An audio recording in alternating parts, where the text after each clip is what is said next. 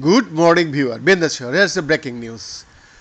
Yeah, Canada's Prime Minister Justin Trudeau on Wednesday acknowledged that he had only intelligence and no hard evidentiary proof when he alleged the involvement of Indian government agents in the killing of Khalistan separatist Hardeep Singh Nijjar last year.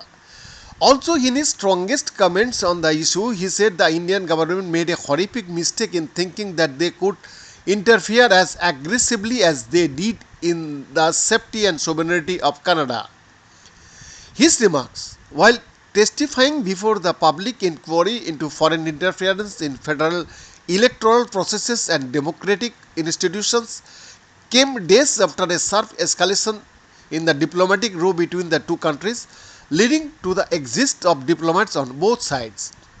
I was briefed on the fact that there was intelligence from Canada and possibly from five ICE allies that made it fairly clear, incredibly clear, that India was involved in this. Agents of the government of India were involved in the killing of a Canadian on Canadian soil, he said. Trudeau said his government's immediate approach was to engage with the Indian government.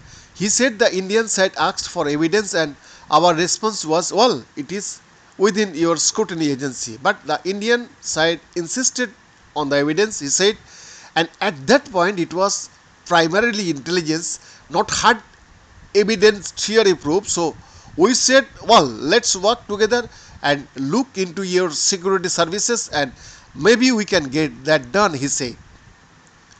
Nijjar was gunned down in Surrey, British Columbia in June last year. In September 2023, Trudeau told the House of Commons that Canada had credible evidence on potential involvement of Indian government officials in the killing. Recalling the G20 summit hosted by India in September last year, he said Canada had the opportunity of making it is a very uncomfortable summit for India if it went public with these allegations. We choose not to. We choose to continue to work behind the scenes to try and get India to cooperate with us, he said. Behind this exclusive report.